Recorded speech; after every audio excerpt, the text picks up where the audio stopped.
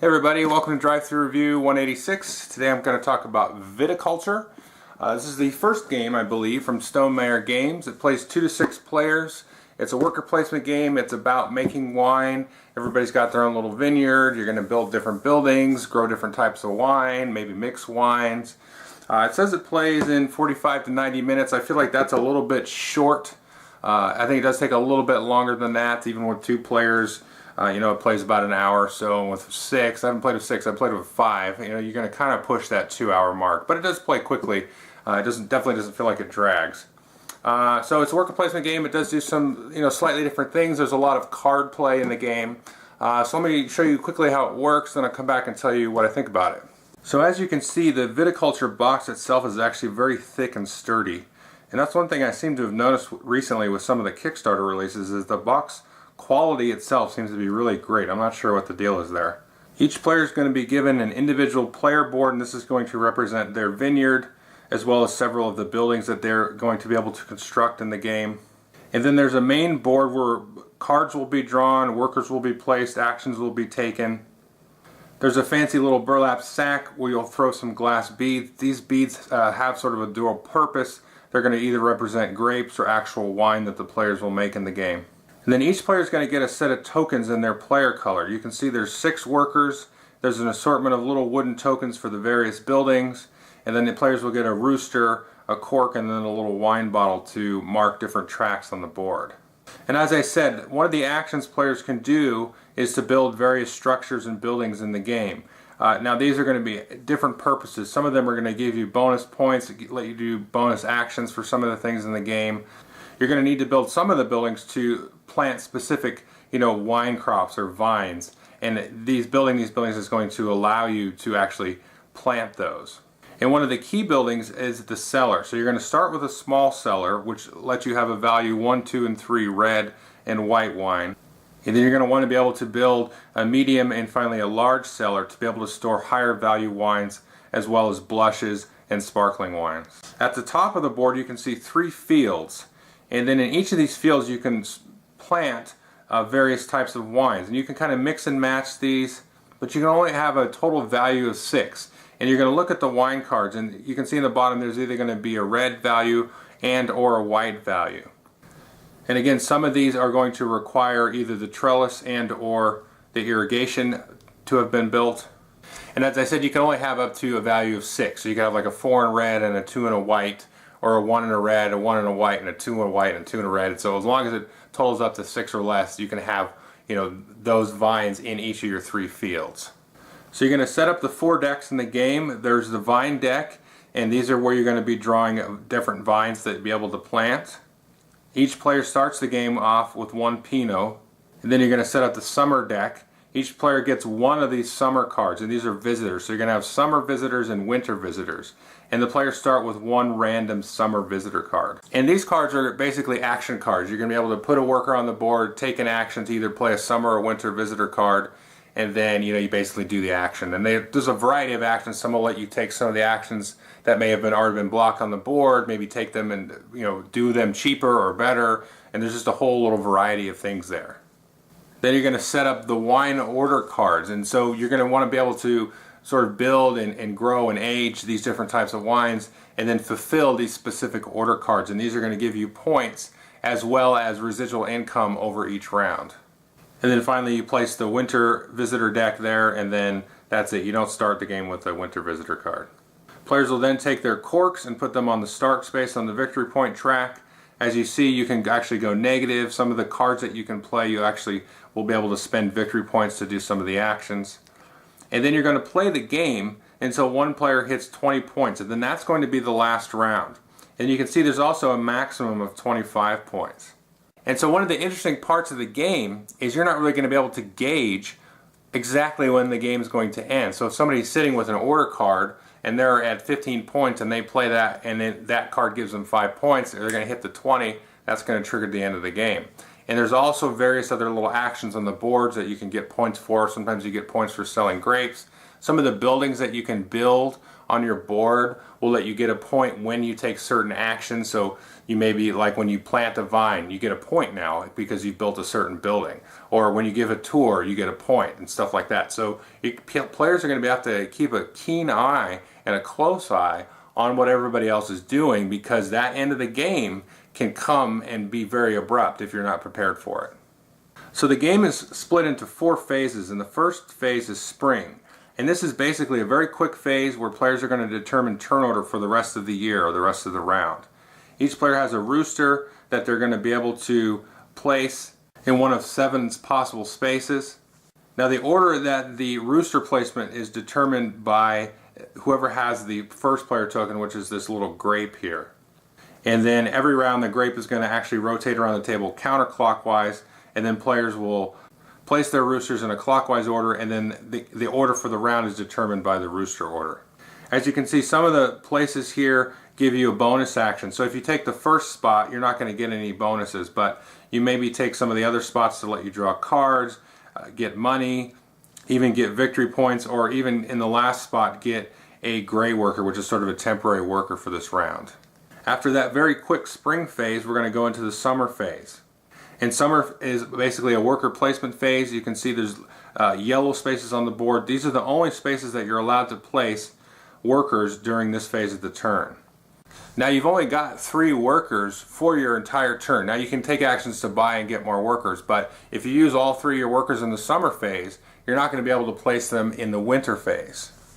After the summer phase, we're going to go into a very quick fall phase, and here you can draw either 1 summer visitor card or 1 winter visitor card.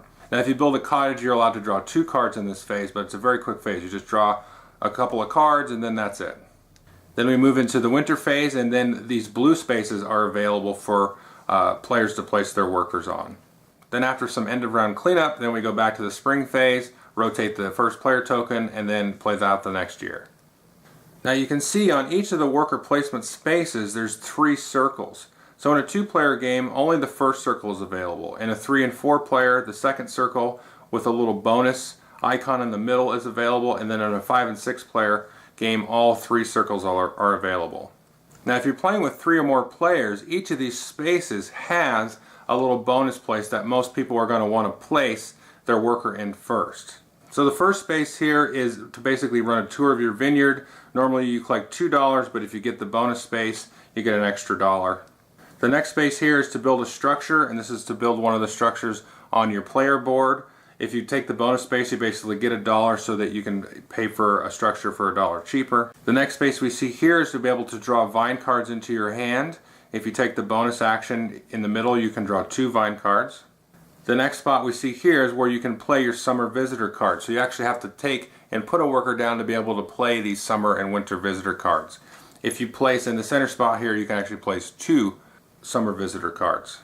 Next we can see the sell grapes option. If you take the bonus here, you're going to get a victory point when you sell your grapes. And from here you can actually sell grapes before having crushed them into wine to get a little bit of residual money through the turn. Next we can see the plant vine option, and if you take the bonus spot you can actually plant 2 vine cards instead of 1. Finally, for summer we have a little central space here, and anybody can place here. There's no limit on the number of workers that can go in this spot. And actually players can place their workers here in the summer or the winter, and this is basically gives you $1. And then moving into the winter phase, we've got a different set of actions. So the first one here is to be able to draw one of those wine order cards. If you place in the center, you get to draw 2. The next action is a harvest, and if you place in the center, you can actually harvest 2 fields. Now on your turn, or throughout the whole year, you can only harvest from 1 field, once per turn. So what you do when you harvest is you take a look at all of the cards in a field, and then you add up all the white values and the red values, and then you're going to basically convert those into grapes. So we can see here we have a small field with a total of 3 white and 1 red, and that's going to convert into a 3 white grape and a 1 red grape. Next we have the winter visitor space, and on there you can actually play one of the winter visitor cards. If you take the center space, then you can play 2. Now we have the crush grapes action here. And so this is actually going to convert your grapes into wine, which will go into your cellars. You can see the bonus space is a +1, and basically what that does is allow you to increase the value of the grapes as you crush them into wine. So if we look at our previous example of a 3 white and a 1 red grape, if we were to take the crush action, we can choose one type of wine to convert into. So if I wanted to choose the red, then I could convert the value 1 grape into a value 1 red wine. On the other hand, I could choose to convert the white, and I could choose to make the 3 value white grape into a 3 value white wine. You have to choose one type of wine to convert into. Now if I had built the medium cellar, then I could store a blush. And in that case I would combine the red and the white. So when you make a blush, you combine the 1 red and 1 white grape, you add the values together, and then that'll give you the value of blush that you have. So in this case we'd have a 4 value blush.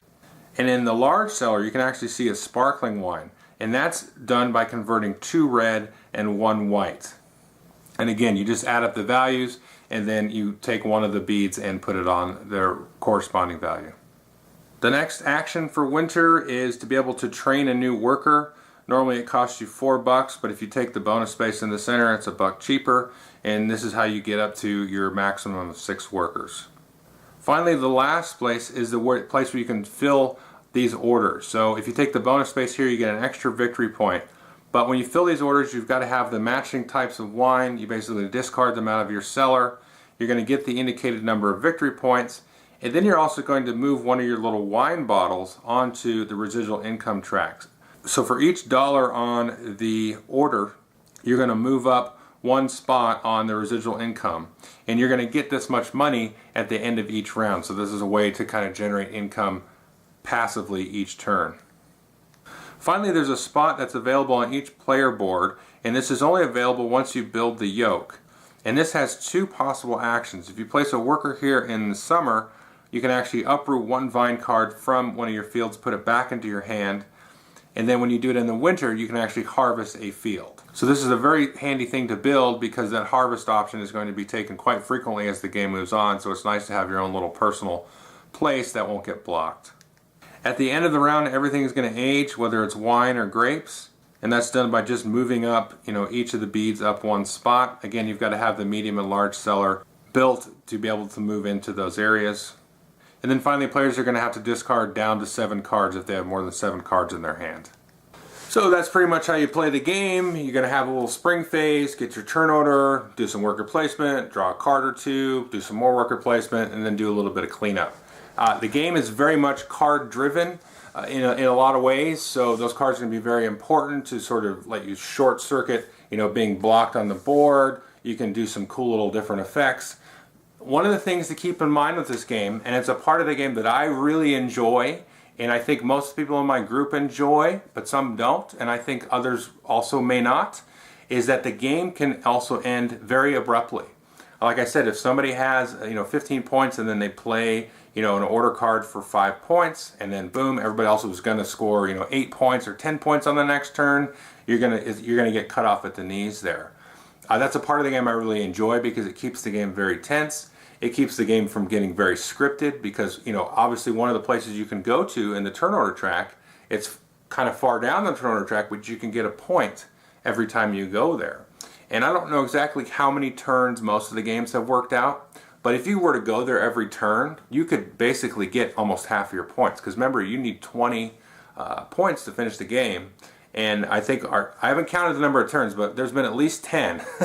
So you could get 10 points if everybody else is kind of forsaking that and trying to get money or draw better order cards because they want order cards to match the vine cards they have, so that you get the wine types matched up.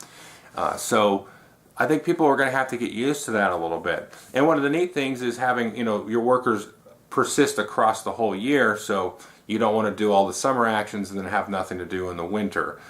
So that's pretty interesting as well. And from a basic sort of theme and wine theme perspective, I really like this. I like that the aging is in there. And I played 2 other wine games, Grand Cru and Vinos. And Vinos is excellent. But this is one that I played with the gamer groups and also with the family. And very easy to get into. The card play is really dynamic. You really want to draw a lot of cards. I'm just going to keep coming back to the card thing because you want to get a nice hand of cards, give yourself lots of options, lots of different ways to score points. Now, one of the things we have sort of talked about is when that last turn happens And I'm probably disagreeing about this, but the point's been brought up. So when that last turn happens, why not give everybody a chance to just fill an order? And I could see people using that as a house rule. I don't know that I necessarily would, but I could kind of see that similar to Le Havre, where everybody gets a chance to do a final shipment. I could see a chance to say, okay, let everybody just finish, complete an order, just to, kind of balance out a little bit. But the scores have been pretty close. So, I don't know, but I think that may be a deal breaker for some people. That sort of, you just get your throat slit on that last turn. But I like it. I like the tension of that. And that's one of the things I think is sort of maybe a critical point about this is the game's very easy to play. You've got cards, so that makes it very sort of make it feel a little bit lighter than maybe it is. So you got the accessibility there, but the strategic timing and all that sort of cutthroat stuff, that really kind of adds on that extra layer of the game that I think is going to appeal to people that are, play more games than some other folks might. So I think it's an excellent game. I mean, I like the graphics on the card. I like the different card abilities. I think they make sense. They're sort of humorous in a way when you compare sort of like I can't remember what it was, sort of the bumbling enologist versus your regular enologist cards and things like that. It's pretty cool. And just the flow of the game, I can't really speak enough about it. I mean, quite like this. Played this. Now, the other thing I should mention here, as I played it with 2, 4, and 5 players, 2-player was really, really good. So Andy, you should get this. Okay, it's an inside joke for Andy. But it plays excellent 2-player. I really enjoyed it 2-player. And 4-player and then 5-player. Now, one thing we kind of talked about a little bit is as those worker spaces open up, based on the number of player counts, it seems like the 4 and the 6-player is going to be a lot more brutal because the player count versus the number of available spaces is a lot tighter. So in 3, you have the same amount of spaces available as in a 4. So the 4 seems really brutal. And then in the 5 and the 6, you have that extra player count. So at 6, you're really going to be struggling to, maybe fill an order on that last turn because as everybody's diving, as people get closer to 20, that fill order spot is just vastly way more important than at any other time in the game. Now there are winter cards that when you play them it says okay, go ahead and fill an order and get a bonus point or draw another purple card or something like that. So those cards you really got to hold on to. You don't want to play those early in the game. If you get screwed out of that purple spot early in the game, let it go.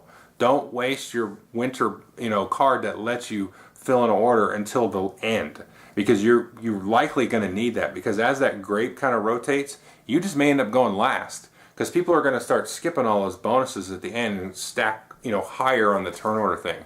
So really hold those cards and the cards there's some summer cards that let you score points.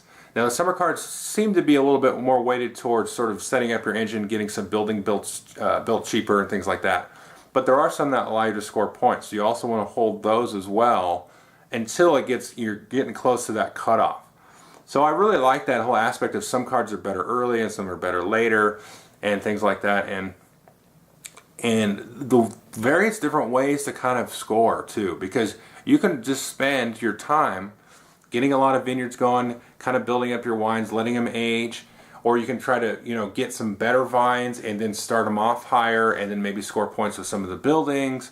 There's just a lot going on in this game, but it's also very accessible. So I think, I hope that this game sees some kind of, critical mass among reviewers or whatever, or just people talking on the Geek, because I think it's an excellent game. I really do. And I think people are going to be sort of two minds about it, like I said, with the end game, conditions. But I like it. It's not something you see every day. You play X rounds or, who wants to see the same game every time? So this is different, It's like Manhattan Project, if you play that, where it's like, oh, okay, I win. So you got to be on your toes. So I like it. And the theme does come across. And I'm probably not explaining that enough, but it does really come across. So anyway, Viticulture, definitely take a look at it. Thanks.